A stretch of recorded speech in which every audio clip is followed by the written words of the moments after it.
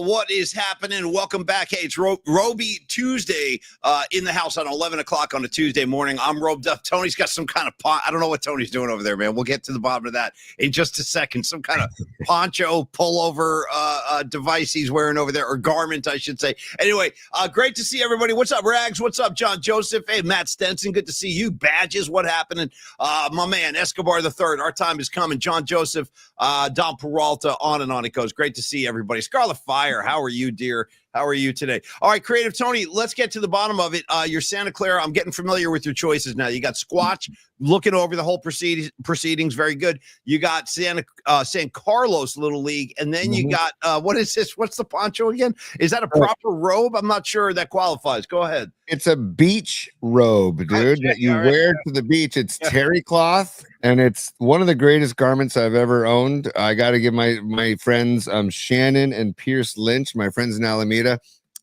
We went to the Flamingo with them back in any relation to John Lynch, real quick, just as I like to ask, famous last names, any connection? No, but they're both their roots go back to Ireland, so maybe they.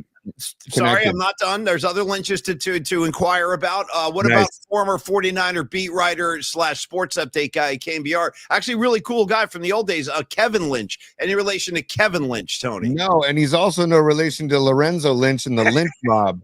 Oh, dude, any relation to George Lynch from Dokken. Dude, lead guitar player in Dokken. Dokken rhymes with rockin'. And, of course, George Lynch is holding down the lead guitar on Breaking the Chains. I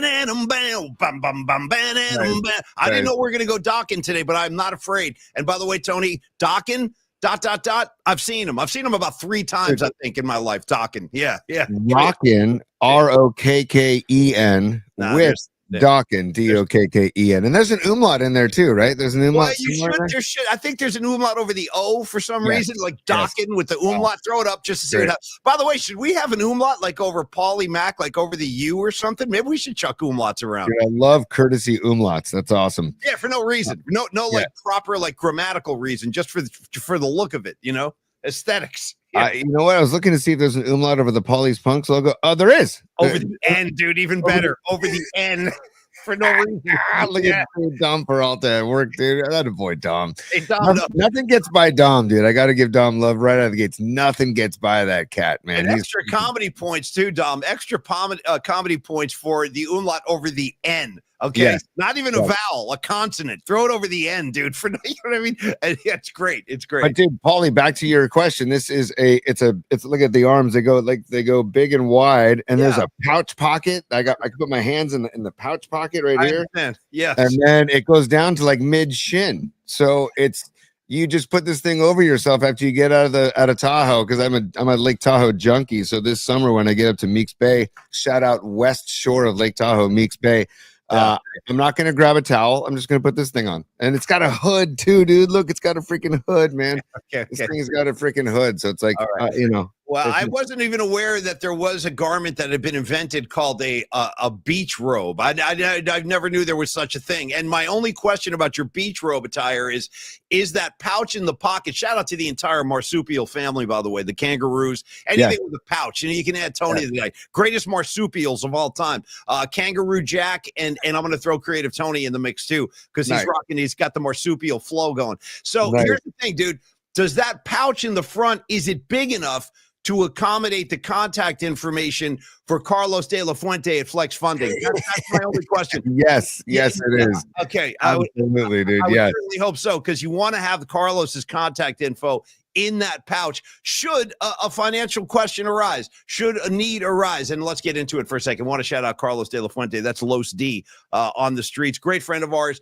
Great sponsor of ours. And his services are available to all of y'all, to all of us. He's already helped out a variety of people in the PMP community. So that wall has been broken down. He's serviced some of our viewers already. And if you've got questions for Carlos about your own financial future, or just some maneuvers you'd like to make, but you want a pro in your corner, I totally get it. Carlos is the right guy to talk to. Carlos De La Fuente, 925-250-4894. Carlos at myflexnow.com. Perhaps you just need some cash, or you're just looking for a loan. He can help you with that. Perhaps you'd like to you'd like to tweak your mortgage, do a reverse mortgage, a fix and flip, all that stuff, Carlos can assist you with all that. He is licensed in California, as we like to say, from Willits to San Diego, from the Redwoods to Venice Beach. He can help you wherever you're located in California. Los D is your guy. He's got a great new lender. One of his specialties, of course, as we've been mentioning, is the his knowledge and expertise in the HELOC realm,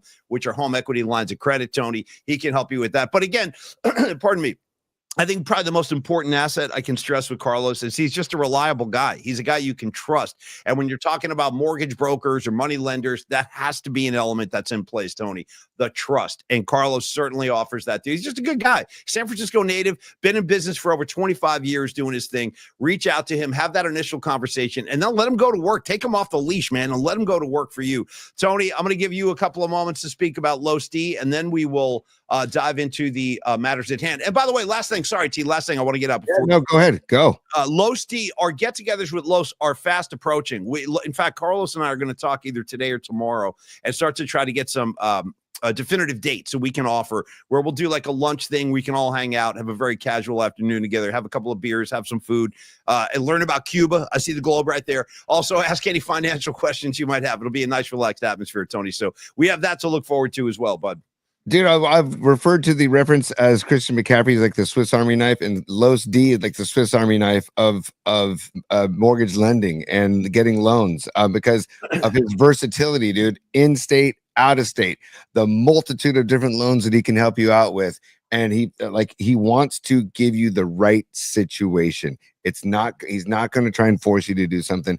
And with all of our sponsors, there is one common denominator, and it is that it is about being comfortable, about making the experience enjoyable, something that you actually look forward to, like looking forward to see Los D, looking forward to hang with Los, talk Brandon Aiyuk and his BS with Los D, talk Niner ball, talk mini camp, and also talk finances, talk loans, talk money. He can help you, and he has said it multiple times, and we can vouch for it directly. He is all about the relationships, and just like us in our show, relying on a lot of word of mouth. He relies on word of mouth and based on the experience that he provides. So those people that, and maybe at the end of the show, I'll bring up a couple of the incredible reviews about Los, because it's not just Paulie and I that vouch for Los. It's all the people that have dealt with Los. Dude, Renell's freaking mom. Yeah, right?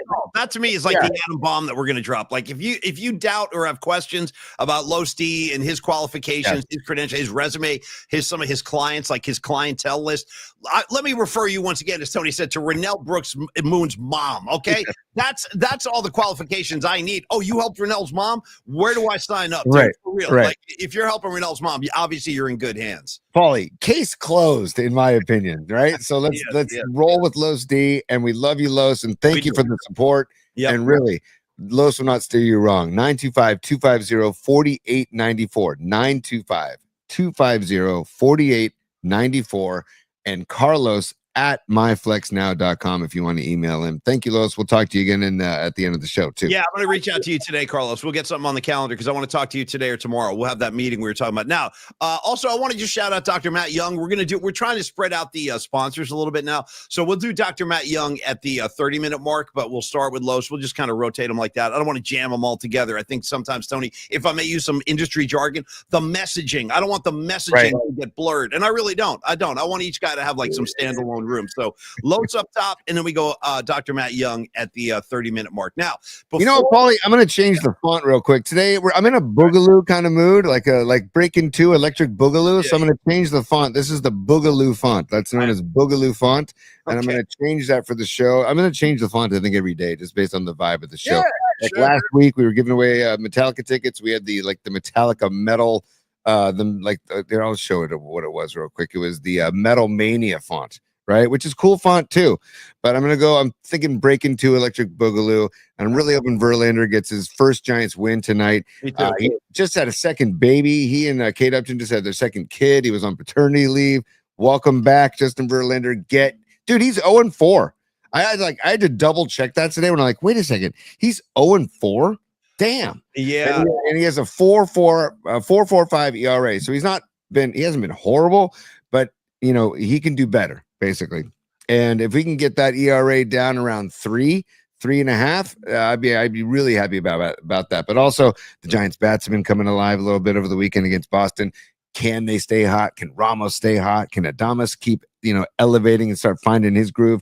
And then, dude, Jung-Hoo, although Yaz in the leadoff spot might be a thing, so I don't know. I mean, I'm not questioning Melvin at all. I'm never going to question Melvin. I'm just curious what his mindset is about Yaz versus Jung-Hoo Lee in the leadoff spot. So lots of questions, Paulie, Okay. and I know you're hot and bothered about Brandon Aiyuk. So I'm sick of it. I'm just sick of all these disgruntled divas. Like, I'll get to that in a minute. I don't want to get too wound up too early. But let me say a couple things here because I want to check a few boxes. Hey, what's up, Ray Goodman? Good to see you, man. Good seeing you down at Levi's a couple nights ago. Oh, and Corinne Sartorio is going to factor into the show today in kind of a big way because she sent an email to the show email box. By the way, the creative Tony forwarded to me. I saw it with all the Beatles ticket stubs and all that. And we're going to kind of work that into the show a little bit later already. Look at Don Peralta echoing my frustration. Aiyuk is a punk-ass B. That's kind of where I'm at right now, too. He's at punk-ass B status. But before we go there and before we talk more about the Giants and Verlander, and congrats, by the way, to the Verlanders. Welcome. It's a baby boy, you said? I think it's a beautiful boy. I got to double check on that. If anybody can confirm on the chat, I just saw they had a second kid, and I think it's a boy, but I'm not positive because the topic comes up in Tony's top 3 later on in the show. I look forward to it. I'll do my homework, Paulie, but also I forgot to do this, and I wanted to do this for Los, and I wanted to do it at the end of the show too, but because we hung out with NorCal Refrigeration and HVAC, I love that dude. Also known as David Shanklin, who he told me people refer to him as straight up just Shank. I would expect so, dude. Yeah, Shank. Yeah. Shank. So here we go. Give us the loose. Give us the loose. Give us the loose. Give us the loose. Give us the loose. Give us the loose. What load would you like?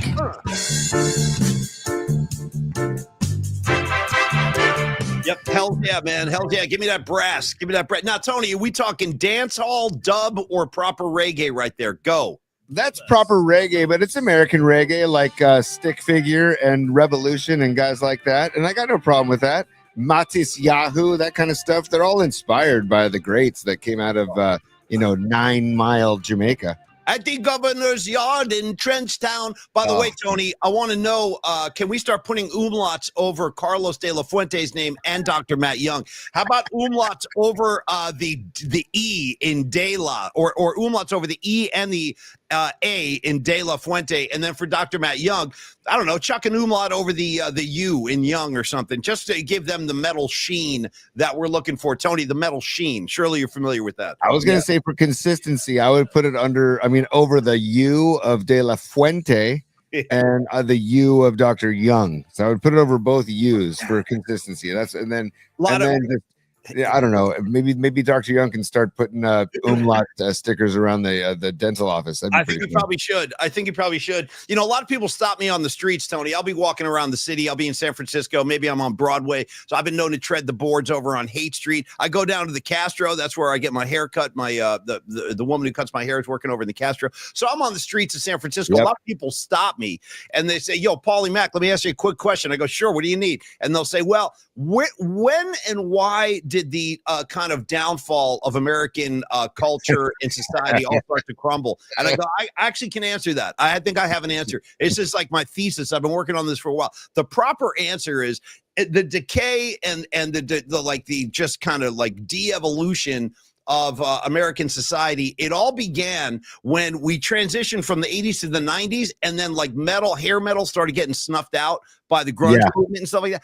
But you know what we lost? We lost all the ability to drop umlauts on any word for no reason whatsoever. And that's the kind of stuff that was holding us together as a society back in the day, dude. Umlauts in Motley Crue, umlauts in Dokken. Again, for no reason, bro. For no reason at all. Just chucking umlauts around. And I maintain that was the downfall right there. When we did away with the umlauts, we did away with a big part of the fabric of America. That's just something I'm working on, Tony. Your reactions? My reaction is I go right to the desk of Noemi, who's saying, grammatically speaking, for Spanish, no umlaut required for De La Fuente.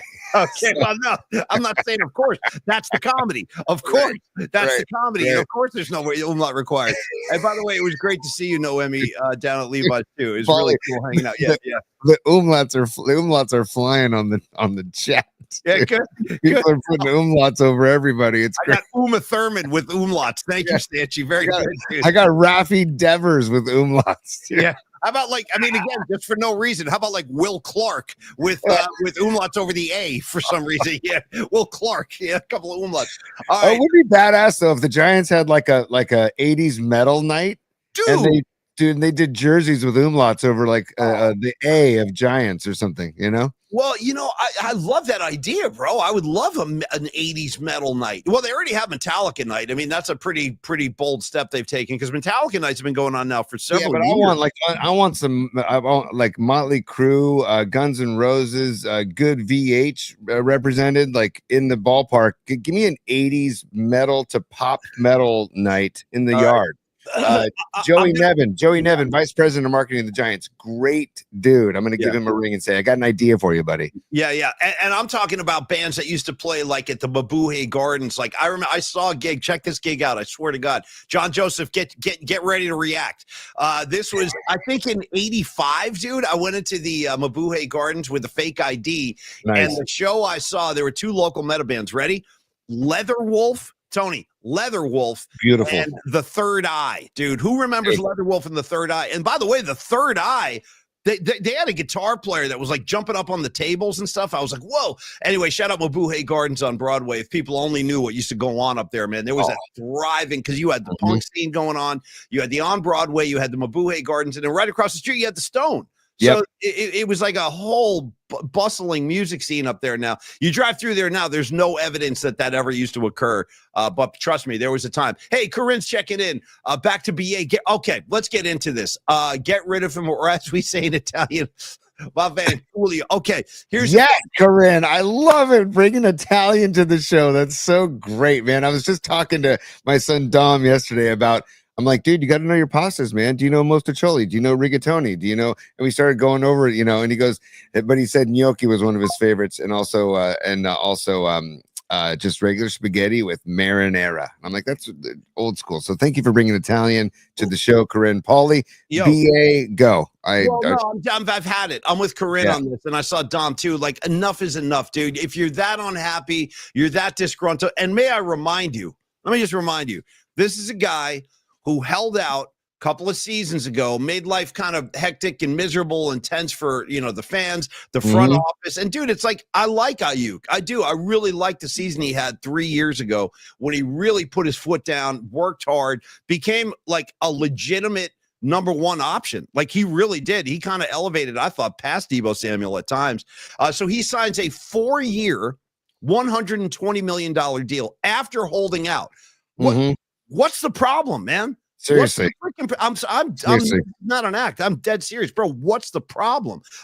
He's already unhappy. Well, what happened was, if you haven't seen the story, he posted some cryptic stuff online again on his Twitter account. He's. Let me see if I can read it to you. I'll see if I can bring up the quote. I mean, it's the same old thing. He's like, I can't believe you guys are trying to trade me while I was taking Percocets, talking about recovering from his injury, and he wasn't all pro. And don't forget. Last year, remember, they were very close to dealing him to Pittsburgh. You remember that? Yeah. I think most of us thought he would be a Pittsburgh Steeler. That deal fell through at the 11th hour. So again, he's just posting messages online about hey, here it is right here. I'll read you the quote. This is, excuse me, I'm sorry. I got windows popping up left and right. I got to collapse thing. Okay, here's his quote. Quote, they was talking about trading me when I was off Percocets and muscle relaxers and peeing in a cup by my bed. I couldn't walk for 10 weeks. Nobody trading for me. That's his message. And again, can we just get into camp and have a peaceful camp? Dude, every year, whether it's Trent Williams or it's Deebo or it's Aiyuk, dude, enough is enough. I want to have one camp where things are just about football and not about disgruntled wide receiver. And here's another question I just want to attach to this, Tony, and you can answer this or give me your thoughts. And this is legit. It's a legit question. When in the NFL did the wide receiver position become like the grounds for the perpetually unhappy or the perpetually disgruntled. Like, when did they all become divas? It wasn't always like this, dude. Well, but now it's Michael Irvin was kind of a diva. You know, Michael Irvin was always kind of a pain in the ass. Jerry Rice was never a pain in the ass. That's all I got to say. And who's the greatest wide receiver to ever play the friggin' game is Jerry Rice. So everybody below him should just look at him and say, what did he do? What did Jerry do? What would Jerry do? WWJD. T-shirts, Dom, let's go. What would Jerry do? Because everybody else is below him. Just Tony, I see your what? I like the hold on. Okay. You know how you have the air horn? That's gonna be my air horn, Paulie. I think like the way I just had this brainwave come through to me, and I wanted to send it to you. Yeah. The way I try to restrict social media for my children, and that they shouldn't be on social media. I feel like all pro athletes should not be on social media. I feel like they should be part of their contract should be like a social media restriction. You're not allowed to be on social media because it does no good. No, it doesn't. Nothing. Yeah. Kevin Durant would be be less of a prima donna without social media. Yeah. Brandon Aiyuk, Deebo Samuel, they would be much more focused on the on-field product and less of a prima donna without social media. So can we get child restrictions on pro athletes? Yeah, you can. And that's the other thing. You actually bring up a really good point because, there are other ways to handle your business. Like, you don't have to go public with every goddamn thing that makes you unhappy. Like, I don't. Dude, if I wanted to post about everything that made me unhappy, I'd be on Twitter all day. Like, this sucks, that sucks. I hate this guy stinks. Like, dude, but who's got time for that? Bro, handle your business like a man. Talk to the Niner front. If you don't like what's going on, have a conversation with John Lynch. Have your agent have a conversation with John Lynch. You don't have to go to your Twitter account and be like, oh, I don't like the way this is going or how I feel. It's like, bro, cut the shit already. Seriously. So at this point,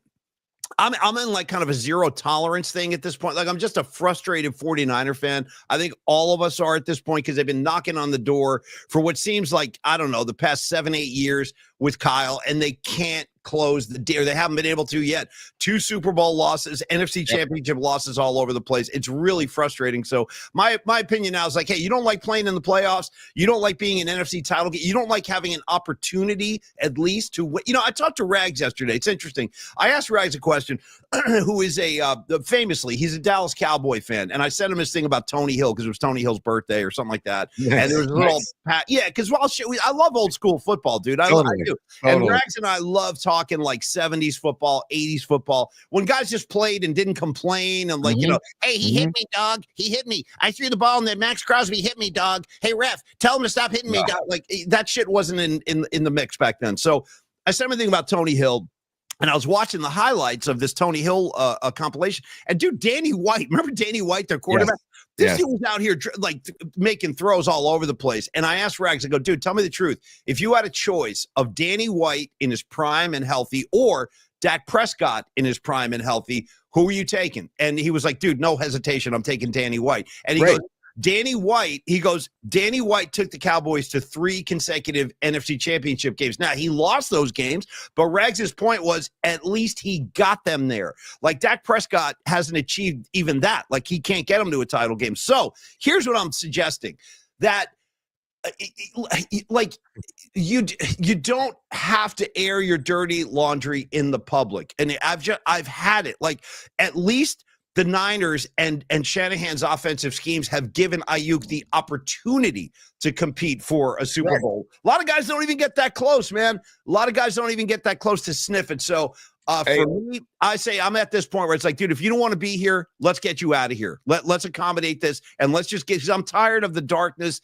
and the cancers in the locker room. I don't like this. I don't like that. Well, then you know what, bro? Go someplace else. That's where I'm at right now. Totally. And by the way, give Escobar some love. He's been a super for a little bit. Escobar, thank you for the super. And dude, we got like cursing in other languages happening on the chat about Aiyuk. Great. Good. Yeah, curse. Let's get profane up in this piece.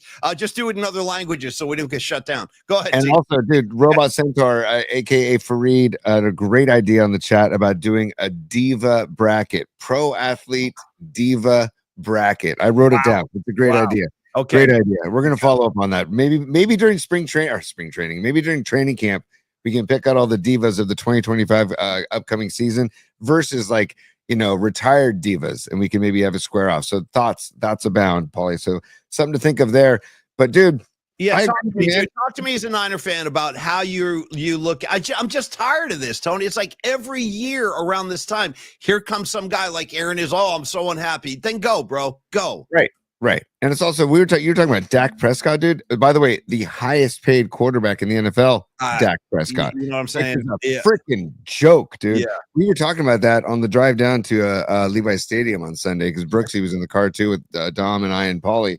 And we were talking about it's just absurd that Dak Prescott is the highest. What has he done? Nothing. What has Dak Prescott done?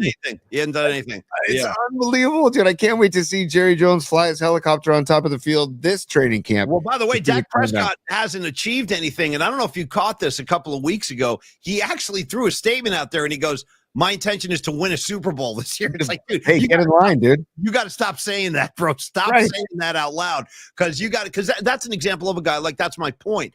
He hasn't even been close enough to like compete for one. Not really. I mean, he's gotten into the postseason and basically got his head handed to him. So I just feel like, dude, if you're that unhappy, just go. Let's find a way to get you out of here. And also, it's almost like you're the soothsayer. You can foresee what's in Tony's top three because there are topics that you're speaking of that are in Tony's top three. And by the way, hey, BA Brandon Aiyuk, if you want to go because we got a very hungry Ricky Pearsall who hopefully is healing up, and we got a very hungry Juwan Jennings, and then we got Cowing on the bench. We've got I was just looking at their depth chart. George Kittle, probably their greatest offensive threat with the ball in his hands. I mean, George Kittle's going to be at the front of that pack right there. Yeah. Hey, Conley, maybe come out of retirement. He just retired. Maybe come out of retirement if BA wants to go somewhere else because that guy still, I think it still has a few receptions under his belt. Anyways, I'm sick of now 3 years in a row where there's drama going into training camp. I'm sick of it, dude. Yeah. It's just ridiculous. Yeah.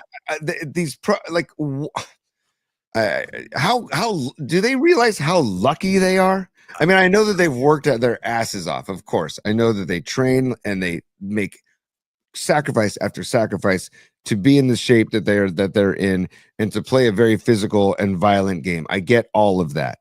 But on the flip side, you are getting paid handsomely. Dude, handsomely. This is the contract that he held out for, that he got. Like, bro, what else do you want? Like, you know, like, what do you want? Like an espresso maker? Like, seriously, like, what else do you need? And also, you see this mug here, Paulie? See this water mug that I'm drinking? Yeah. Look, it's all faded, by the way. That's the last time they had a ring, buddy. So anybody that thinks that they're the savior to 49ers football and thinks that they should be like treated like, and everybody should be on the table thinking that they can be traded because nobody has been good enough to get this. You know what I'm saying?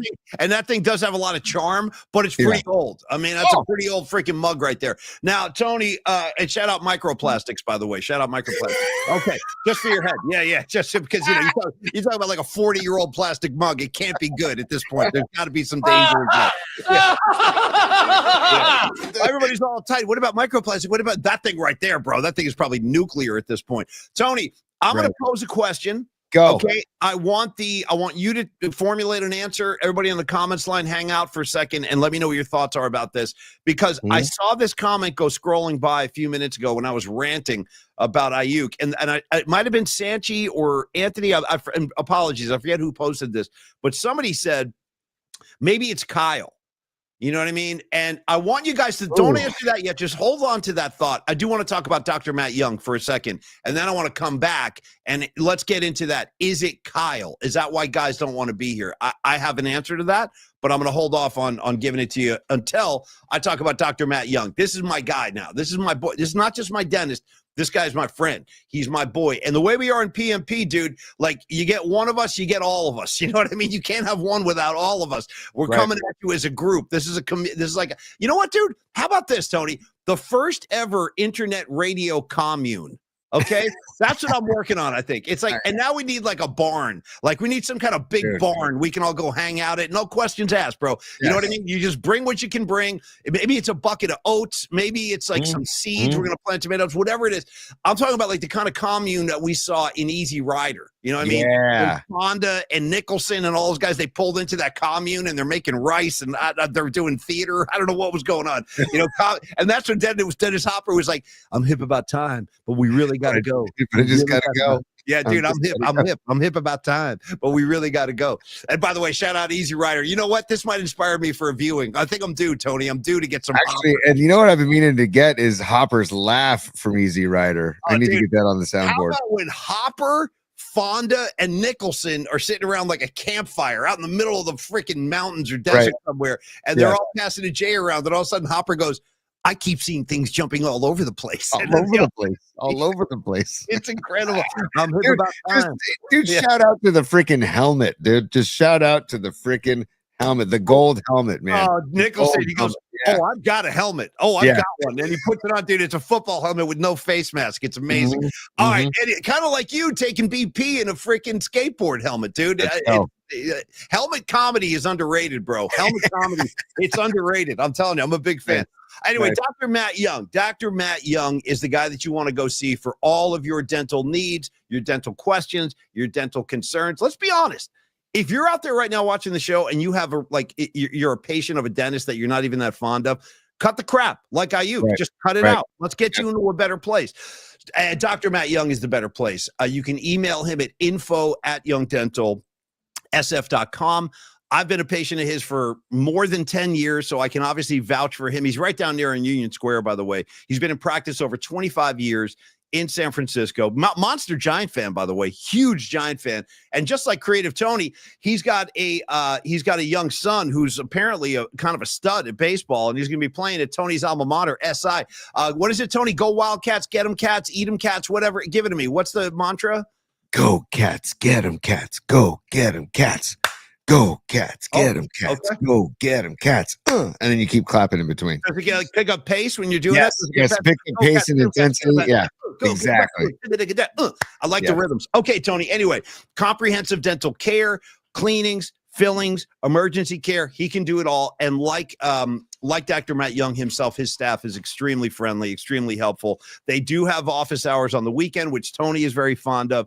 He is the president of the the American Academy of Implant Dentistry. That's what he specializes in. He specializes in implant surgery and implant restoration. So if you feel like you're on the brink of a big procedure, or you just want like a cleaning, a checkup, go see Dr. Matt Young. Then come talk to me. You're going to be thanking me. I promise you, you'll be thanking me. Dr. Matt Young is rock solid. He's a great guy. Monster Giant fan, too. Talk Giant ball with him the whole time you're there. He'll love that.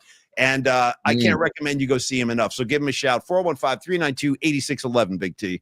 Dude, I just want to go. I'm not going to go from my mouth today. I'm going to go from Grace in San Francisco.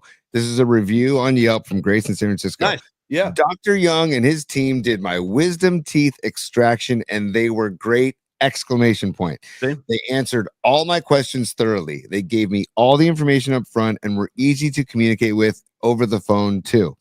The actual procedure was quick and smooth. I highly recommend getting dental care here! Exclamation point again. Yep. So, dude, it's not just from us. It's not just like, it's about people. You can see the reviews. There's a ton of reviews online that are all positive about Dr. Young. Yeah. And you can go in there and see for yourself. And he's, again, nobody says, like, wakes up in the morning and says, "Oh, dude, I'm so pumped to go to the dentist today." But with Dr. Young, you'd be like, actually, it'll be fun to see Dr. Young. Yeah, it'll be fun to see Dr. Young. Right. Yeah. Yeah, because it's very, it's like it's an experience that's free of trauma. Like, there's no anxiety with this guy. He will put you at ease. Trust me. If I can relax, Tony, anybody can relax in a dental chair, for real. And by the way, Paulie, I want to get the chat's reaction of we've been messing around with other banners for Dr. Young. And so I just want to get the chat's reaction, because Dom put something to work, and we were thinking about Santa Cruz skateboards, but look at this, Paulie. So there's Dr. Young's info on a different layout. My shirt. Like, what do you give me for it? Look, I got the mouth in Dr. Matt. That's money, dude. That's pretty good. Isn't that great? Is that inspired by the Rolling Stones logo? It was so Dom and I had a chat. We talked stones, we talked Santa Cruz skateboards, and we talked about something else too. And I'm like, you know what, dude, go with Santa Cruz with your vibe. And so that's like based on like a Santa Cruz skateboard vibe. Oh, gotcha. Yeah, totally. Okay, I see that. Yeah. Yeah. So Dom Peralta, shout out, man. But I want to give that a look for everybody. But info@youngdentalsf.com if you want to email them about times, about scheduling things, about questions you may have, or give them a call 415-392-8611 415-392-8611. They're in Union Square, 490 Post Street. And again, Saturdays, 8 a.m. to 4 p.m. With my schedule, with the Bonkers kids schedule, that's all me. Saturdays. If you have kids too, or if you're busy as hell during the week, you get the Saturday, 8 hours open Saturday, not just a half day, a full day Saturday. So get down there. Again, 415-392-8611. Thank you, Dr. Matt Young. We freaking love you, man. I'll see you soon, my brother. So, Tony, what I was saying before we talked about Dr. Matt Young was, is it Kyle? It's just something to consider because I know there's like an anti-Kyle contingent out there, which that's a whole other conversation. But I just want to remind you, before you answer the question, Tony, Brandon Aiyuk missed all of training camp last year. All of it, the whole thing.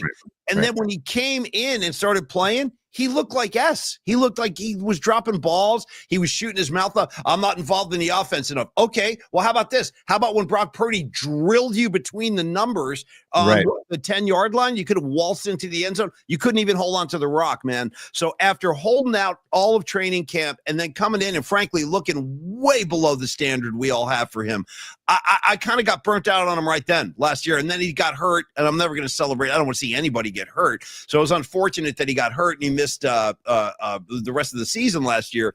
But to start it like this again, it's like, dude, I just don't want to go through this again. I'm sick of it. So how much of this is Aiyuk, and is Kyle a factor, Tony, for real?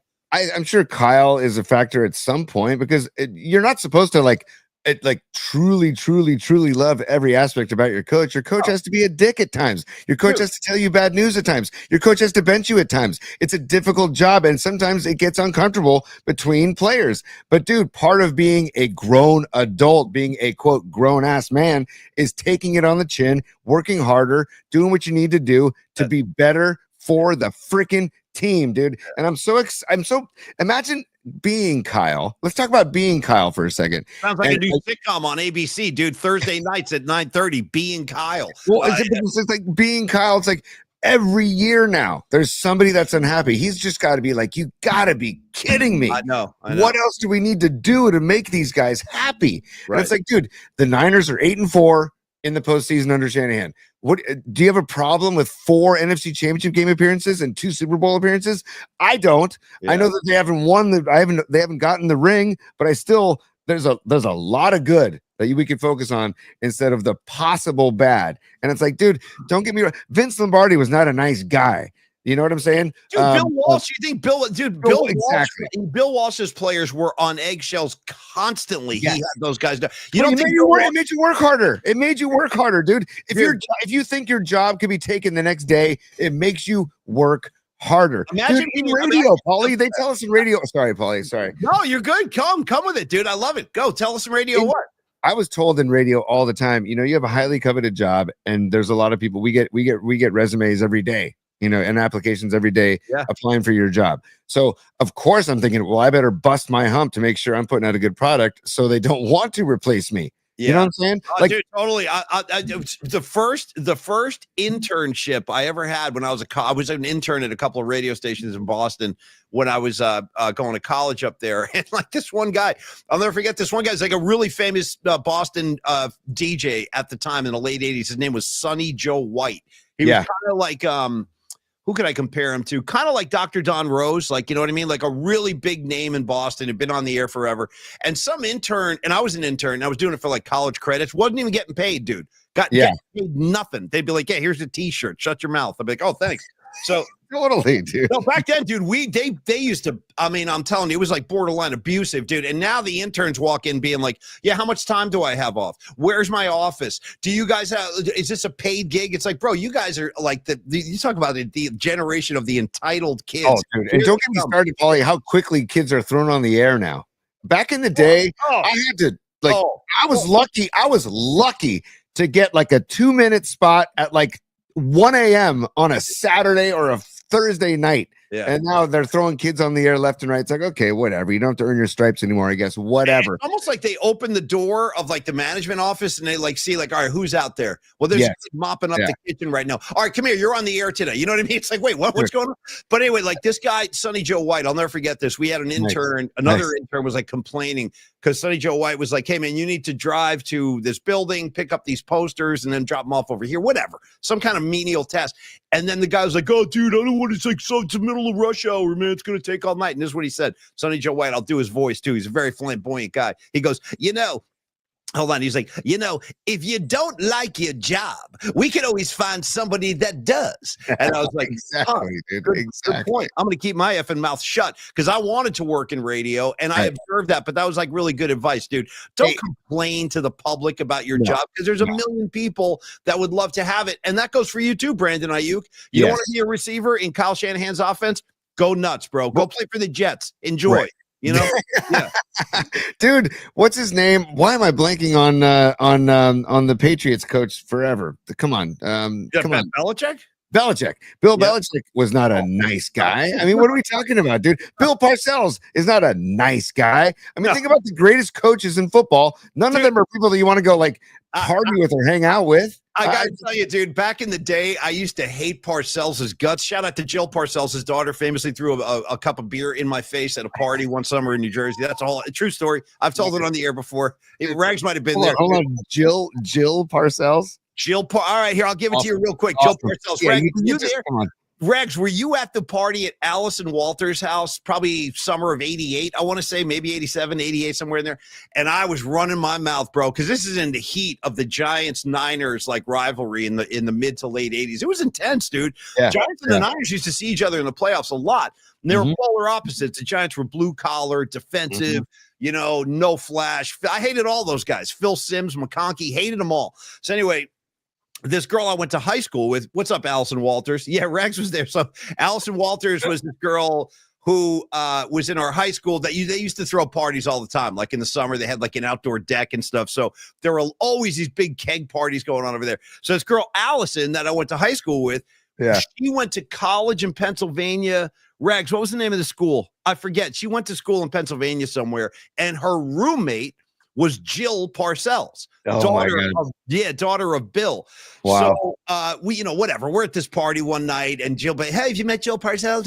Everybody's like, introduce me, and like, yeah, is that right? You're Jill Parcells, huh? Well, guess what? Go tell your dad that we're gonna kick his freaking. Like I was like this, like I was totally out of line, bro. Big, but you got to remember, you guys always got to remember this. I was the only 49er fan in the entire state.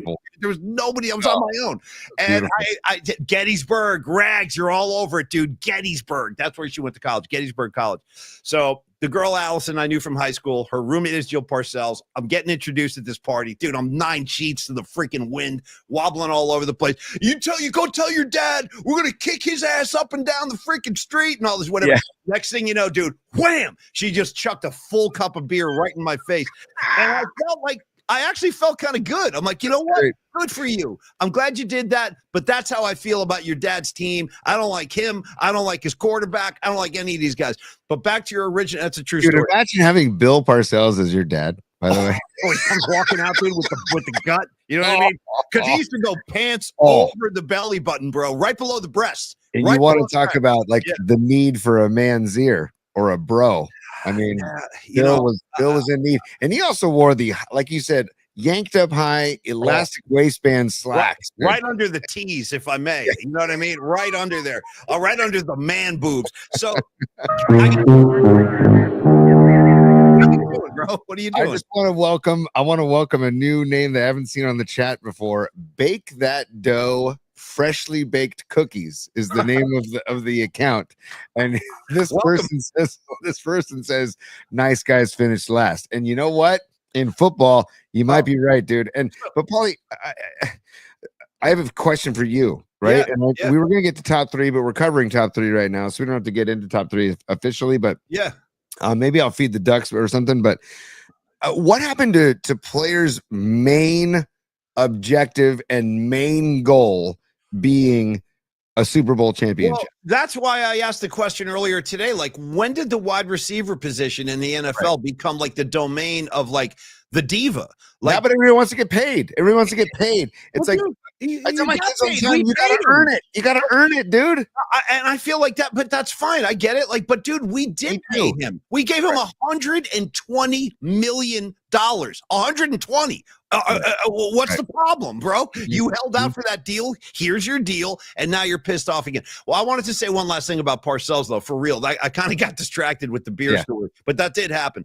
Yes. I had to represent, Tony. You know what I mean? I had to be like that one guy back east saying, like, you know what? Blank the Giants, blank your dad, blank all of you guys, and then wham, I got it right in the face. Hey, it's like we talk about in coaching whenever like I tell my base runners all the time, you want to make sure that the pitcher is thinking about you. Dude, you want to get in that pitcher's head. You got in her head to the point where she had to douse you with beer. It's great, man. Douse you with beer. And it was a hot summer night, so it actually felt kind of good. But here's the thing. Bill Parcells, to your point, dude, his players hated his guts. Yeah. I actually have like an appreciation now for Parcells when I look back. In the moment, I hated him. But now when I look back, I'm like, you know what? That guy was a pretty damn good coach doing what he did with what he had. And here's an example. Like, there's a pretty famous highlight of Lawrence Taylor coming off the football field, and Parcells is mic'd up and he's looking right at LT, and he goes, some people around here need to get their head out of their ass. And he's yelling at LT like, well, and that's, dude, that might be the greatest defensive player in the history of pro football. But he wasn't giving him any special treatment. He was hammering the guy, going like, bro, give me more, show me more. So I'm with you, Tony. I don't have a problem with coaches disciplining their players. Guys have so much power now and so much money now. I think a lot of guys don't really want to be coached. They don't. And I also see on the chat too, Anthony Merkovich, Pine Needle talking. Andy Reid is not. The players don't love Andy Reid. Players didn't love Mike Ditka. Those guys were dicks because they had to be. Like to be a professional head coach, I can't even imagine, dude. Because the egos I dealt with in high school, coaching high school, I can't even imagine the egos they have to deal with. So sure, I'm sure Kyle is a part of the problem, but hey, remind everybody, Kyle went to bat for Brandon Aiyuk, like with management. Kyle wanted Brandon Aiyuk on the team. So what is like this? Again, it goes back to maybe when you sign your contract as a pro athlete, you're not allowed on social media. Maybe that's the deal. Maybe that's the deal. No social media. Because Paulie, I was going to ask you in top 3, right? Yes. I'm just going to go to number 2 and number 3 right out of the gate. Give me the opening sounder too, because we're going to need to get it. Let's make this formalized. Yeah. Well, and also I wish I was recording Noemi and Ray. They harmonized the Tony's top 3 open at Levi's Stadium on Sunday. Right. That's right. They had the harmonies going. That was really cool. It sounded way better than this. Tony's top 3. There is a harmony. Tony's top 3. I'm only going to play 2 of them, dude, because we're doing 2 questions today. Okay. So I'm going to go right into it. And I'm stealing this from Larry Krueger, but Larry would be proud of us stealing his material because we love Larry. And Larry is, we're going to get him on the show again soon. But Larry saw, so Terry McLaurin is upset in Washington because they're like dragging their feet on a long-term extension with Terry McLaurin in Washington. And also they brought in Debo. And so he's wondering what's going on. He's unhappy. Obviously, Brandon Aiyuk, I don't know if Brandon Aiyuk will ever be happy ever again in the red and gold. Would you trade Brandon Aiyuk for Terry McLaurin? Right now, I might. Maybe. I would. Yeah, maybe. Because, I want a guy like my simple kind of what I'm looking for in a 49er is a guy that wants to be here. Dude, if you don't want to be here, just get the F out of here already. I'm out of patience. I'm sorry. I'm out of patience with this guy who's already done this song and dance. He got what he wanted, and now he's unhappy again. Well, you know what, bro? Go find your happiness someplace else. Yes, bring him in. I'll make that swap, Tony. I'll make that trade. Yes. And by the way, Pine Needle, he says, I finished up coaching 20-plus years of football and a couple years ago, and he was no saint. Yes, Pine Needle, I love it, dude. Well, that's the thing. Bill Walsh should be walking around on the practice field, muttering stuff to Montana, to inspire him and piss him off. He'd be like, "Boy, Steve looked pretty good today in that drive, didn't he?" He'd be saying shit like that, but that's going to infuriate Joe Montana and make him perform at a higher level. Like you said, Tony, I really do believe, with athletics, in business, in anything, I really believe that competition brings out the very best in you. And coaches have to use different Yeah, you got to use different methods, dude. Maybe Shanahan's trying to inspire or piss off Brandon Aiyuk to elevate his play, but guys they don't want to take that anymore. Paulie, I couldn't agree with you more. I was wondering if Bill Walsh said to Joe Montana, hey, if you don't clean it up, you're going to have a statue outside of a parking garage like Steve Young. Yeah, right. Sorry, I had to get that in there. I'm still pissed off about that. It's not right. I'm with you on that, bro. I feel like we should start a movement, dude. I really do. And like get Tolbert involved because Tolbert and Young are super tight. And I know you guys are buds. Start a Steve Young movement. Get the statue away from the porta potties and away from the parking garage and put it where it belongs. Because again, Steve Young is responsible for this. I appreciate He's done it since. I mean, Jesus Christ, man. Anyways, so I want McLaurin. I would take McLaurin over Aiyuk in a heartbeat. In a heartbeat. Yeah, I mean, seriously, I really would. Wow. Yeah. I'm not going to start ripping Aiyuk because Aiyuk is good. He's a damn good receiver. But I also don't like what's going on right now, man. It's like John Lynch must be just like, if John Lynch had like one of those punching bags and that he works out, he must be just like crushing the thing, just like hitting it as hard as hell because he's like, again. I know. Again? I know. Like, what else can we do? And deep down, dude, don't forget who John Lynch really is, dude. Don't forget about Red 47 and all that. Like, yes, killer, man. John Lynch, I'm not even saying this for effect. I mean this. When he was playing, there were games I would watch him. I would be like scared. I'm like, this guy's freaking nuts right here. This guy's nuts. He always reminded me of like a Ronnie Lott. Like he was like a later day kind of Ronnie Lott. He played with that reckless abandon, just flinging his body around, hitting dudes. And John Lynch would be another guy who would be probably suspended on a regular basis, penalized every weekend because you can't hit like that anymore. Oh, here he comes. Bake that dough, freshly baked cookies. Get him up here, T. What's his method? Hold on. Let me see. Hold on. I was trying to find something. Oh, nice. Bake that dough, freshly baked cookies is a super. Thank you, Bake That Dough. Love the show and energy. Losty and I go way back to our Chicago Wrigley trip last summer. Right on. This is great. Yeah. We got more. The family's growing, dude. Family's growing every day. Yo, I have a question. I have a question for Bake That Dough, real quick. Hey, Bake That Dough. Do you put the sea salt on top of your chocolate chip cookies? Because my sister Bridget does that. Yeah. Give me some of that salt. Yeah. When she started doing the salt on the cookies, it was over. I wanted the whole batch, but anyways, good to have you, Bake That Dough. Salt is like the big accoutrement this year, dude. Everyone's salting everything. Salt on the ice cream, salt on the cookies, salt on the chocolate cake, and you're right. And Bake That Dough. Welcome aboard, brother. Great to have you here, man. And thank you for the contribution, Tony. I'm sorry, I see one other super, but I can't see the name. It flew by. I see it up there. It. Thank you so much for the supers, you guys. And let me scroll by. Oh, Sanchi, what's up, Sanchi? Can we get hold on? Can we get an NFL bummer bracket for coaches with boilers over their belts? Dude, you know who Brooksy and I were talking about? Yeah, and bad visors. I miss that, though. I miss the coach. I miss Tom Landry in his suit. I miss Bill Parcells with his pants right up below the man boob. And I miss this kind of stuff, dude. The colorful personalities of and you kind of hated him at the time, but you look back and you're like, I can't even believe they were letting this guy go nuts like this. Like guys like Jerry Glanville. Personality. Or dude, Bum Phillips, the cowboy hat, the freaking belt buckle, this big look like a cowboy. Again, to the point, do you think Jerry Glanville was a nice guy? Like that the players got along with Jerry Glanville all the time, or got along with Bum Phillips all the time? No. How about Mike Ditka, dude? How about Mike Ditka with the Bears, dude? Like he was out of his mind yelling at dudes. Right. Yeah, that's why a coach like Steve Kerr has to be cherished, because I truly think the players.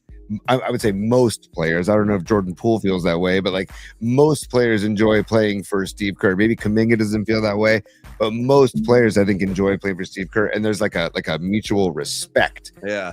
I don't know, maybe because Kyle didn't play in the NFL. I don't know what it is, but I'll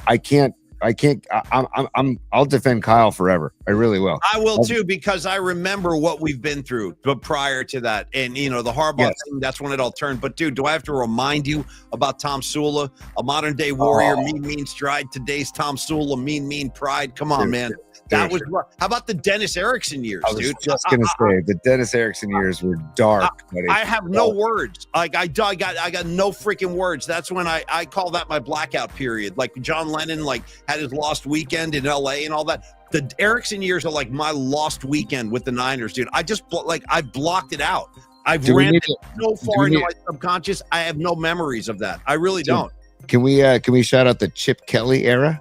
Also, Dude, I think, by the way, didn't they post up a 1-15 record with Chip Kelly? And by the way, you want to hear some train wrecks? Go back and listen to Murph and I doing the Chip Kelly show on Friday. Oh my God! Hey, Coach, you lost by 37 points. How's it going today? You know what I mean? Like every Sunday, dude, was horrendous.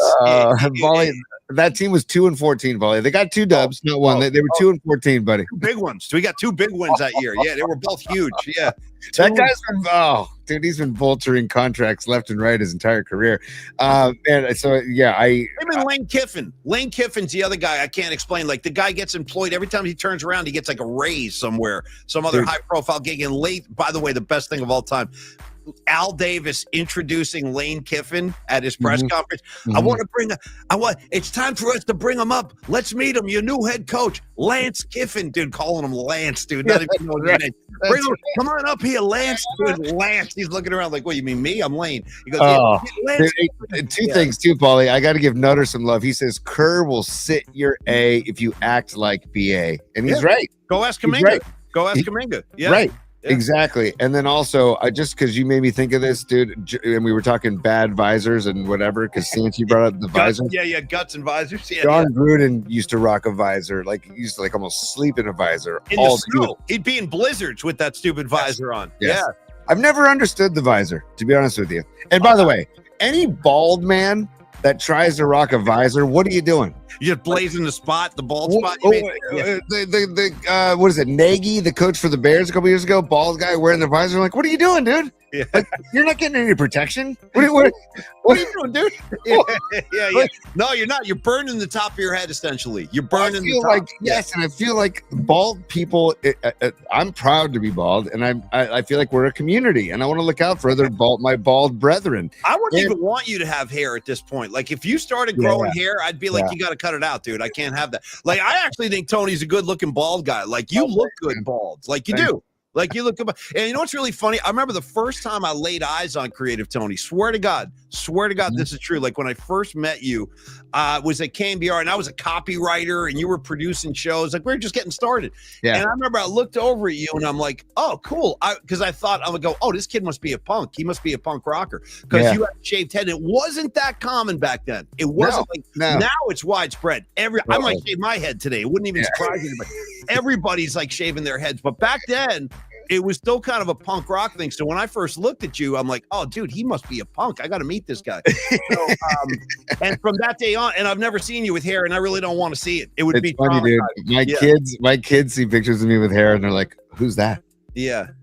I'm like, oh, that's me, guys. And like, I have seen a couple of your high school. I mean, you're a good looking dude with the hair too, but I prefer you clean shave. Thanks, brother. Thanks. I just, bald is beautiful, and you got to take care of the bald dome. A visor does nothing for your bald head. Yeah. I mean, I've never understood a visor for people with full heads of hair. And then those stupid visors came out with the hair attached. What are we doing? I don't know. That's an amazing call. With the fake hair. All right, here's the other thing. How about the visors like with the tinted green window like on top? Like there's like a green tint, you know what I mean? Like it's plastic, but it's blocking the sun. How about those things? Hey, dude, I'll tell you what though, when I played baseball in Japan, they had the hats that they sold in Japan had like face guards that you could pull. They were folded up here, but you could fold them down to cover your face because there were so many bugs in the air during the day, and the weather was so humid that to guard you from the bugs in the air. And it's like, this is wild, man. So anyways, I don't know how I got on the tangent of visors, buddy, but number three in the top 3, we had a situation, and again, remember, reminder that 3 in top 3 doesn't have to be sports related. It could be a wild card. Sure, it's almost always a wild card. Whatever you want. On Sunday, Paulie, myself, Don Peralta, and Rod Brooks were lucky enough to sit together, even though our 4 seats were in 2 different sections. Two in one side of the field or stadium, 2 in the other side of the stadium. That was meant to be, dude. It worked out so beautifully. It was almost like it was meant, because when you guys came to the section, I'm like, I don't know, sit down here, because there were like a couple empty seats, and nobody ever came to claim the seats. It was beautiful. Dude, so on that note, we were talking about how that would not have been possible if we didn't have paper ticket stubs Yeah. that we kind of stubbed each other down, and we handed I'm like, hey, I get to Rod. I go, Rod, I got to go take a leak. Can I get your stub? Yeah. And he was like, of course. And so I go down, and then that doesn't happen. Hey, Rod, can I borrow your phone so I can get your barcode off your phone? And then can you give me your code to get into your phone so I can get the barcode off your phone? That doesn't happen with the ticket stub. So Paulie and I were talking about, and Paulie had this idea months ago before we even started the show. Hey, we should do something about ticket stubs, because Paulie and I both collect ticket stubs. So Corinne must have felt the vibe from where Corinne is from, because she sent an email last night that I want to send, and she goes, hey guys, I heard you talking ticket stubs. Well, here's a couple of stubs that I had that I want to share with you guys. Look at this. Look at that ticket stub, Paulie. Oh, come on, man. Look at Candlestick. Well, that's the last concert they ever gave in the United States right there. That show right there. Last performance in America. Very famous. Corinne, now I'm very jealous. Next time I see you, I'm going to ask you 8,000 questions about that night. No, seriously, I'm kind of fascinated. By the way, $650, dude. $650. Yeah. $650 to see the Beatles at the Stick. And by the way, my mom was at that show. I'm so really? Yeah, man. Okay, so let me see where she is here. Upper Standbox, $650, no refund. Section 5. Hold on. Section 5. Box 2B. So it's the upper deck, the lower box of the upper deck, I think. Pretty awesome. Yeah. That's incredible. And then scroll down, then look at this bad boy. Look at that. Dude, I can't see. Yeah. That's at Stanford Stadium. So that was the Super Bowl at Stanford Stadium. Yeah, 85. I have that ticket stub too, man. It's just gold. So it got me thinking, Paulie, let's share a stub or two today. Yep. So Paulie, in Tony's top 3, can you share a stub, and I'll share a stub as well? I can. Because the cool thing, and if you have ticket stubs up there, if you have ticket stubs and you're listening to the show, you can buy binders that you slide the ticket stubs into the sleeve, and it's so fun. I'll pull them out every now and again just to peruse through and keep all your ticket stubs from way back when. I have my ticket stub from the Beach Boys at Circle Star Theater from way back when. So I wouldn't have that memory. I mean, I would have the memory, of course, but I wouldn't be able to revisit that in the same way without the ticket stub. So shout out Metallica, the memory remains, Tony. You know what I'm saying? Well, dude, here's the Metallica ticket stub. Nice. That's what started the whole conversation. Here's the Metallica ticket stub. I'm like, that's what it is. And Paul, if you have a stub, because I have a box of stubs over here, and I went in, eyes closed, I grabbed one, and I'll show you mine. And I'll show you mine if you show me yours. Sorry, that's a Fitch lyric. But if you want me to show one first, or do you want to show one? Go, P. Shout out Peter Frampton, show me the way. All right, here's the situation. Nice. So Tony told me about this before the show, so I actually grabbed so look at this monstrosity. Hold on. So I actually do keep all my stuff in a binder. So this is my holy grail of all. These are some of the passes I've had over the years. Nice. And inside is just endless amounts of this is literally 40 plus years of shows. And several pages are all Grateful Dead, and it goes on forever. So, and Tony, like my Rain Man photographic memory, incredibly, I could probably tell you pretty detailed accounts of every show in here. It's just I just remember them. And same goes for sports. It's not just shows. Yep. So I decided I'm going to show a couple of each. So you said get some ticket stubs. Okay, here they come. Let's start with this. And don't that's why when you're doing electronic tickets, bro, you don't get this. You don't get Willie McCovey. Come on. You know what I'm saying? In this game here, this is Giants Dodgers. This is Giants Dodgers, July 5th, 2008. And dude, Willie Mack right on the freaking stub. Bam. Right there. Oh, I grabbed this. Here's an oddity, dude. This is a really unusual one. You ready for this? Go. Warriors Knicks, 1996. Look at this. San Jose Arena. Okay. Nice. San Jose Arena. Tony, do you remember when they were renovating the Oakland Arena? The Warriors played a full season in San Jose in 96. It was really a weird time. And it was a weird time. Yes, Paulie, it was a weird time. It felt weird with San Jose being the Warriors' home. Oh, there it is. Okay. Yeah, go ahead. What do you got? What? Dude, okay. Yeah, okay. Well, so look at this stub, dude. Look at this. This is the final game at Candlestick Park, September 30th, 1999. Look at that ticket stub. Yeah. I got one of those too somewhere. Yeah. I mean, and look at the size of the stub. This is 4 inches wide. Yeah. You know? Dude, mine's bigger than yours. You know what I'm saying? How big's your stub? Pretty big, actually. Bigger than Tony's. Not as big as Tommy Lee's, but pretty big. Yeah, no, just kidding. Yeah. No, nice. I love it. It has to be a Tommy Lee mention once a week at least. Yeah, I would think so.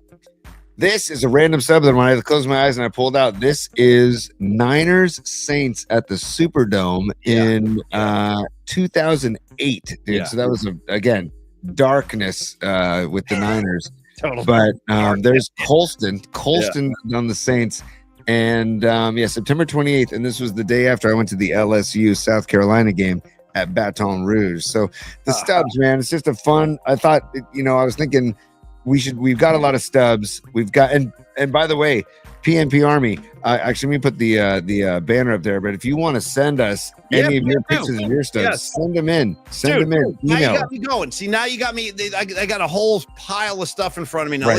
So these are from my 49er season ticket days. Like, here's just a few of the Niner Stubs that I had. Yes. Upside down, my bad. Yeah. So this is like, look at this 97 NFC Championship there, bro. Let's go. It's a game we lost to Green Bay. I'm still pissed about that one. Hey, let me give you one because I could do. Here's a Giants ticket stub from 77. Okay? Dude, 77. that's incredible. Yeah, that's incredible. Candlestick Park game. Let me see what the price tag. What's the price? $5. Yes. Yeah. Let's go. Let's go. Section. By the way, these are right down there near the field. Section 1, row H, $5. And, awesome. 1972. Awesome. All right, here's one. You're talking about big Stubs. Show us your Stubs. How about this bad boy? In fact, you were at this show with me. Aerosmith at Shoreline in 02. Stubs huge. Okay, this thing's bigger than anything I've seen. It's a massive stub, but it's a collector's item, dude. That was time of the season, right? Wasn't the show with time of the season? Yes, brother. Yes. See? Come on, man. See, Corinne got this all started. She just sent the pictures of the Stubs, and I was like, that is so badass. So I just want to thank Corinne for getting this started. And I was looking in my bag of tricks because I have binders that are up in the attic, and I didn't get them today, but I've got, oh, look at that. There's the De La Hoya Mosley credential from 2003. I mean, that is wild. Here comes another one. This one goes out to all my friends over in Oakland. Tony, this is our Ticket 1050 days. Here's a Jets Raider stub, bro, from Jets Raiders over at the Oakland Coliseum. So, all right, you know what, dude? Let's get ready to wrap because I'll do this all day. I don't want to hold people hostage, but I can do this all day. Here's another one. Look at this one. Here's the Rolling Stones 97 in Vegas. Tony, look at this bad boy at the MGM Grand. Rolling Stones ticket. What year is that? 97. Nice. You know what I remember about this show? They played Sister Morphine. Only time I've ever seen that was at this gig. Yeah, Sister Morphine. Damn. And anyway, so let's do this more. Maybe it's a Tuesday, dude. A Tuesday ticket stub, ticket stub Tuesday, something like that. I don't know. Show us your Stubs. Show us your Stubs. Show us your freaking Stubs, man. I like that. Show us your Stubs. Right. And also, Robot Centaur had a message a couple of minutes ago. He said, "How about on Thursdays you do visors? Everybody wears visors on Thursday." Not bad, bro. Not bad at all. If we're indoors, I'll show. You want to see a real bad look? Yeah. I'll wear a visor indoors, and it's just there's no worse of a look. This envelope here is all sports stuff. I mean, it's extremely thick. I could go all day, dude. I got the binder for my shows. I got envelopes of sports stuff all over the house. I want to do more of this. I do. I want to do more of these. Yeah. Hey, on the way out, Paulie, does Verlander get his first Giants win tonight? Does he get his first Giants win? Yes, he does. He does. He just had the baby. The Giants had a day off. Everybody's feeling good, still kind of riding that post afterglow of the Metallica shows. And I still am, by the way. I've been listening to a lot of Metallica yesterday, bro. A lot of Metallica. And by the way, shout out opening with Whiplash on Sunday. I don't know if we properly acknowledged that. That was at it. Kind of set the. Oh, last thing. I had a quick exchange with Vicky this morning. Excuse me, our friend with the band who set it all up for everybody. Yeah. And I was like, hey, listen, I'm just telling you, I thought Sunday was the better show. And then she came back and said, everybody said that. Everybody who saw both said Sunday was by far like the better show. And it really was. So, PMPers, VIPs, man, it paid off for all of us. We got the better show. And I can vouch for that. Friday was good. Sunday was great. Sunday was a great show. Correct. Yeah. Couldn't have said it better myself, Paulie. And also, last thing, one of the greatest nights I've ever had with you and Brooksy.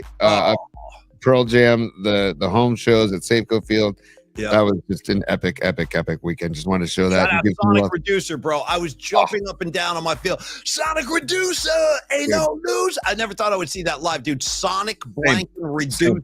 Yeah, that was an absolute treat, man. And also, I want to say, Verlander. We were wondering earlier. They had a baby boy, and they named the boy Bellamy Brooks Verlander. Bellamy Brooks Verlander. So named after MTV VJ Bill Bellamy.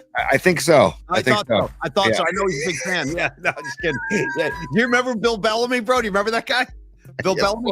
He actually had a little role in. He had a small role in. I swear to God, I think he was like a wide receiver in Any Given Sunday, the Oliver Stone movie. Bill Bellamy is on the team. He plays football for the Sharks, Miami Sharks. Yeah. That's incredible, man. I love that. Yeah. So when we see Verlander next, you can be like, dude, I love that you named your son after Bill Bellamy. That's so cool. He would look at me like, who are you and who's Bill Bellamy? That's what he would say if he looked over at that. And by the way, I got to get my ass in the clubhouse, bro. I got to use that credential. I got to get out there. You got to come with me. We got to meet these guys. So we'll do that very soon. All right. On the way out, thank you, Dr. Matt Young, one more time. We freaking love having you on board as a friend and as a sponsor. 415-392-8611. Dr. Matt Young here in San Francisco, 490 Post Street. 25 years of experience. Great guy, great at what he does. He can help you. He can help your family. He can help the whole, with the kids, any age group are welcome at Dr. Matt Young's. Real quick, Paulie, just because I'll do this. I don't want to cut you up again, but I'm going to debut that again just to do some love because I feel like it was a hit. And, you know, hey, open wide. We do right. It just reminds me of rejoins I used to do with Tom and I had a little session. We're like, you know, let's do something out the box instead of like, now back to the Razor Mr. T. And then Tom goes, hey, what about if we just said open wide? Here comes the Razor Mr. T. And I'm like, okay. And so our voice guy did open wide. I remember that rejoin. Yeah. I remember that rejoin. That just made me think how's the I was about to make I'm gonna holster it. I had a dark riff about the state of things over there right now, but I'm gonna hold back. I'm trying to rise above it all. All right. Anyway, Tony, thank you. Yeah. Thank you, Dr. Matt. It was good too. Thank you, Dr. Matt Young. We freaking love you, and I'll see you soon, my friend. Also, Carlos De La Fuente, Los D. Thank you as well. He's a great friend of ours, also a great sponsor of ours. He can handle all of your money needs, your money questions, your mortgage questions, mortgage needs. Sometimes you got to adjust things. You do. Sometimes you need a loan. Sometimes you got to reevaluate the mortgage and maybe look into a fix and flip or just redoing your mortgage. So when it comes to your finances, mortgages, loans, you got to have that trust in place. And Carlos is bringing that to the table. Pardon me. And he's a stand-up guy. I mean, we know him. We all know him at this point. He's in the chat all the time. 26 years of experience. His services can help you. No appraisal fees, no hidden fees of any kind. He can do standalone loans, home equity lines of credit, just to name a couple of his services. And like Tony said, check out some of his reviews on Google and Yelp too. A lot of satisfied customers out there. And thank you, Carlos. We'll be talking shortly, brother. And Tony, that's about it. That's all I got. So go Giants. Let's get this win tonight for Verlander. I want him to get that win too. I've always loved Verlander, and it's time. It's time he gets that W. Everybody else, hey, tomorrow, I want to come back and address the Patty from Napa email about the pig and whistle, because I saw that late, and I got a lot to say about the pig and whistle, actually. So we'll do that tomorrow. Brandon Aiyuk, cheer up, dude. It ain't that bad. It ain't that bad playing for one of the best teams in the NFC. Life could be a lot worse, but if you're that unhappy, don't let me hold you back. Go ahead. Enjoy. Go to greener pastures. Enjoy playing for the, I don't know. Who's he going to play for, Tony? Where do we send him? I don't know, man, but give me Terry McLaurin let's do a straight up swap. McLaurin for Aiyuk. You know, if you want to, hey, for Aiyuk, if you're wondering if people are talking about trading you, well, dude, now we are. Yeah. Because now we are because of you, dude. Because of you. You are creating the turmoil. Like just go get ready. Go rehab. Get ready. Like, dude, Jesus Christ, you're getting paid so much freaking money. And again, I know it's a violent sport. I know they put their bodies on the line. I really do. I respect all that. I do. But now you got paid, bro. You got paid. Like, now it's time to play. It's just time to play. Anyways, stay off social media. Just stay off social media. I couldn't agree more. Stay off social media. Let's just play some football and cut the crap. Tony, could I get Professor Diamond Dave to dismiss our kids today? Hey, you know what? Also, So say good night to the bad guy. Hell and yeah, then dude. Hey, good night.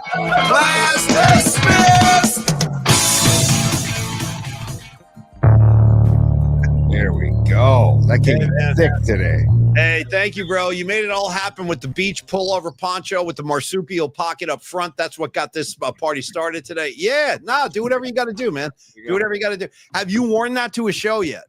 No, but I almost wore it to the Metallica show. I almost wore it because you dared me to wear it on Sunday, and I almost did. But then I was like, I don't know if I want it because I was feeling it was going to be a raucous night. So I didn't. That thing could have just gotten torn right off your torso by the wrong guy. He looked over and be like, I don't like that. Rip just right off you. All right. So anyway, Tony, have a great afternoon. Everybody else, Monica Lopez, Ray Goodman, Miguel, Noemi, Los D, Scarlet Fire, John Joseph, Tommy Peralta, Rags. We love you guys. Escobar, thanks for hanging out with us today. Joe Schmo, dude. Still one of my favorite handles, Joe Schmo. Hold on, what's this one at the bottom here? Umar, Umo. I can't read it. It's flying by too fast. And I'm seeing some new names. Is it Uman? Social is so cool. Urma, I can't read it. I'm sorry, but I love you. I don't know who you are. NorCal Refrigeration, the Nutter, all you guys. Thanks again, you guys. We'll see you tomorrow for the night flight. Tony, we're on night flight already. What's up? Yep. Last word. Yeah. Wednesday night flight. Heck yeah, dude. Also, I just wanted to give some luck to my Little League All-Star team. We play today at 4:00. We'll keep you posted on that, on how that goes. And also, I just want to give some love to Los D. I just saw in the chat. He says, in all my years doing loans, I've never closed one in Bakersfield. But he's in contract on a 4-unit there as of yesterday, $475,000 cheap, he says. So it's like, dude, congratulations to Los D. I just want to give him some love. And on the way out, Paulie. Give us the los. Give us the los. Give us the los. Give us the los. Give us the los. Give us the los. What loan would you like?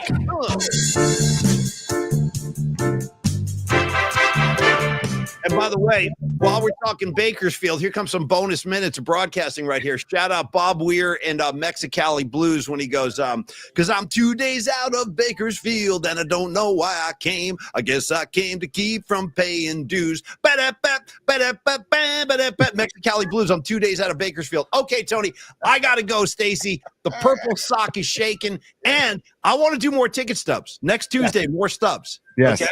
Yeah. Show us your stubs. Show us your stubs. And again, at Paulie's Pod, Paulie'sPod at gmail.com. Paulie'sPod at gmail.com. Please do. Send them in. For real. Email us Send them in. pictures of your stubs. We can share them on the show. That'd be great. Yes, Love that you guys be a part of that. Sports, concerts, whatever you got, and you can attach a story to it if you want. See you later, Rags. Thanks for coming by today. Ray Goodman, be cool. Hey, you guys, we'll see you tomorrow night for the night flight. Enjoy your Tuesday night. Go Giants. Cheers, y'all.